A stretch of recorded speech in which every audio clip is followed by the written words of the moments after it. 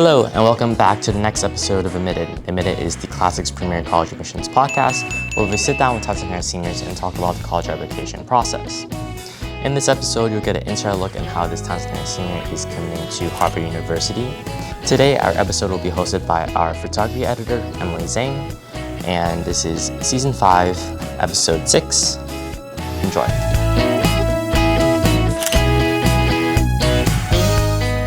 Emily, I'm a sophomore at Townsend Harris High School. And I'm Rachel, I'm a current senior at Townsend Harris High School.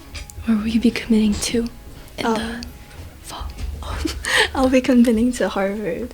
You want to start off with your process and how you began your college process, admissions journey, and did you procrastinate and just your overall approach and maybe what you heard from seniors in the past and what you took into consideration? I started at the end, I think around June-ish of my junior year. I was in Miss Duffy's AP Lang class, so we started drafting our college essays back then, and we got a chance to sort of run our initial drafts by her, and we took that feedback and then edited our essays. The essay I actually went with the topic that I went with is the same one from way back then. Definitely a lot of procrastination. I think after that initial draft of it, I didn't touch it for a few months until probably September, October-ish, because I got busy with summer stuff. Actually, not that much advice. I did ask to read their personal essays just to get an idea of the sort of tone that I should be going for, and just for a reference of what a personal essay looks like when I was first drafting. But there actually wasn't that much advice that I got from past seniors. Mm-hmm. You want to share your personal essay first? Okay, so the prompt that I chose was, some students have a background, identity, interest, or a talent that is so meaningful they believe their application would be incomplete without it. If this sounds like you, then please share your story. So my essay was, my friend of 6 years deserves the world for her 16th birthday, but instead she's getting 2 homemade air-dry clay penguins. So why do you need air-dry clay? Another friend of mine whom I dragged to Target one Thursday asked. Truth be told, I had no idea what I was doing, not at the time. No plan, just a vague idea and hope. Then it hit me, her favorite animal, penguins. Crack. The penguin's beak fell off for the 3rd time that night. I had settled on a design matching a bookmark that I painted, a penguin and its mother huddled together, but I had failed to consider the fragility of parts and my non-existent prior experience. I applied more water to the beak, willing it to stick, and held it in place. 1.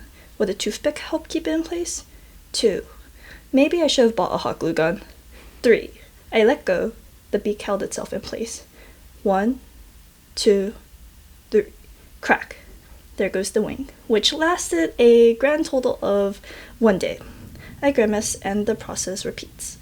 Eventually, the sculpture went from an off-white blob vaguely resembling penguins to a 3-dimensional rendition of my painting, ready to be gifted. The next night, I got her reaction to my gift. I'm literally gonna die, it's so sweet. Granted, her reaction might not sound particularly special, but imagining her joy made that simple reaction mean the world to me. I've made more sculptures since then, most recently for my Snoopy-obsessed friend. But for this one, I want to go further. What can I add? Baguettes, and Clodsire, the Pokemon. She's always doodling them, so I decided to make Snoopy, throwing his hands up, sitting on the train, connected to a second baguette-filled train car, and Clodsire on the ground. In shorter terms, it's complicated. In every sense of the word. I've forgotten how many times I've restarted, questioning what makes bread bread-like as I squished the mess of clay to restart again. But soon, it was complete. The wheels intact, and Snoopy sitting proudly atop his train. Another gift ready to be given. Her response? I can't believe you made that. I feel so loved. As I've made more sculptures, my ideas became increasingly intricate. Somewhere along the path lined with Pokemon and frogs, I learned to plan beforehand to adapt to unpredicted difficulties. I learned that I could bring my wildest ideas to life given enough rough sketches. Labels explaining the tangles of lines, colored diagrams blocking out parts, scribbled plans of how to hold pieces in place, all tucked away in my iPad holding my initial, perhaps unrealistic ideas, considering my available materials, like a shark balancing by only the tip of its tail. But nothing is too silly, just unrefined, and as I fleshed them out, I watched them come to life against the stark white of my digital canvas. With each step, they appeared before me, jumping out of my iPad and onto my table. And with them came the satisfaction, the gratifying realization that I made those ideas a reality. That behind the sculpture, painting, or CAD model laid my thoughts, my effort and frustration, my successes and my failures. But I don't want to stop there. I love my sculptures and art, of course, but I want to do more. I want to take my art to another level, to make things capable of movement. Engineering is another part of my love of creating. I'm an artist. I want to make people, strangers or not, smile. And I'm also an engineer. I want to solve problems and make people's lives easier. Art, robots, technology, anything. I just want to make something that brightens more lives. It would mean the world to me to make life seem even a little less cruel. That's a fact set in stone. And in clay. Okay, that's good. Did you edit it a lot more after you said like your junior year? Absolutely. I think that essay in particular went through probably 5 variations, and each variation I would like shift things around. I added a whole section at one point. Did you ask anyone to like proofread your like any previous seniors that like really helped you, or is it just like majority of it is like you and you wanted like just feedback and like grammar? After each iteration, I would like bother the same senior over and over again. It was one particular senior because I got close to her, and like near the end of my junior year, it was that senior and a bunch of my close friends. I think 3 of them. I would ask them to sort of proofread it. Is this part missing something? Should I add something about this here? And obviously just like basic grammar correction. How do you think you were able to like make it unique, considering that like our school is very humanitarian wise, and like humanities, like a lot of arts and like music and like that type of stuff. How'd you make yours like unique, or like how'd you come up with it after like using your interests and your hobbies in your essay?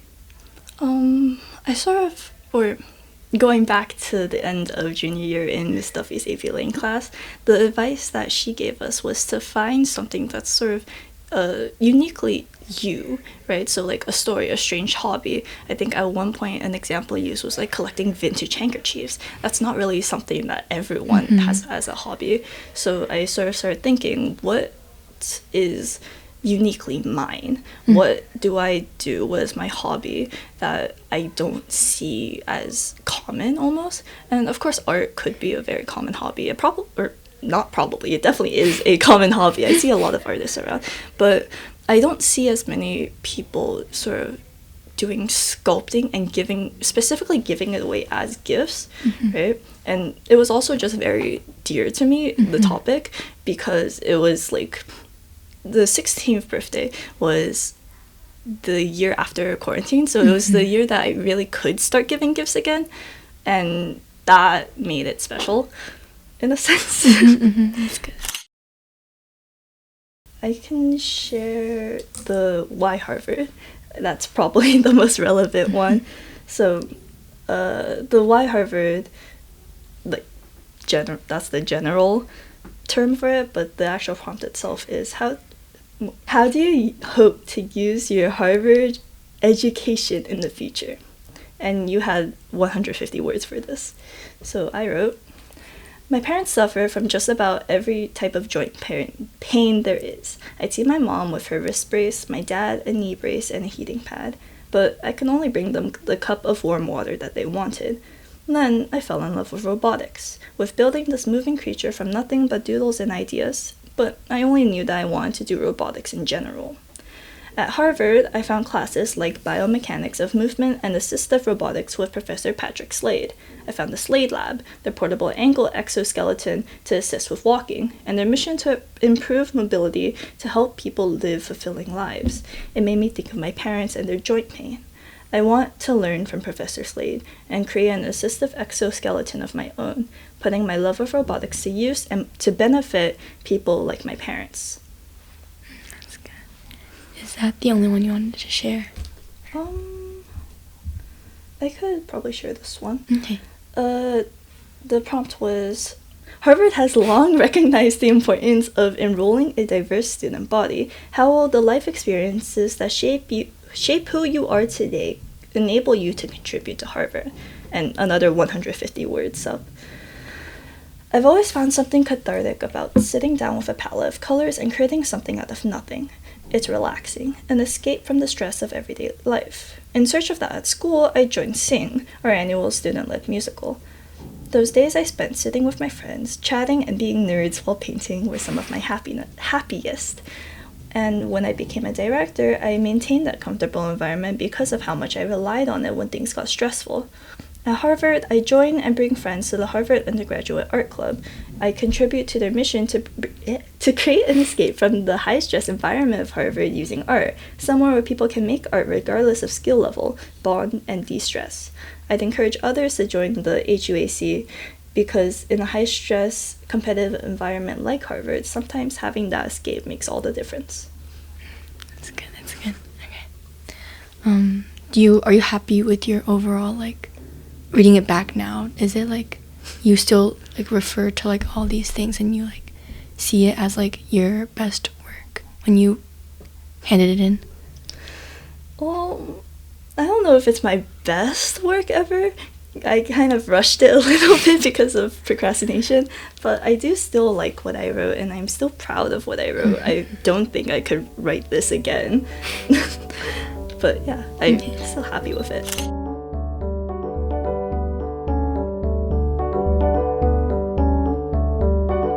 Kweller Prep provides advanced academic help for students, especially Townsend Harris High School students. We work with so many over the years. We help students get ready for applications to the best colleges in America and beyond. Kweller Prep has been servicing families for over 20 years, and many of them are Townsend Harris High School students. And why should students join Kweller Prep? Oh, it's an incredible community, as evidenced by our ice cream truck downstairs. Kweller Prep is a great environment where you'll make friends, you'll have fun, and you'll learn. Thank you so much for watching this episode of Admitted. You can follow us on Instagram, Teachers Classic, and this YouTube channel, The Classic TV. The next episode will be up in the following week. And thank you so much for watching again, and we'll catch you guys soon. Bye.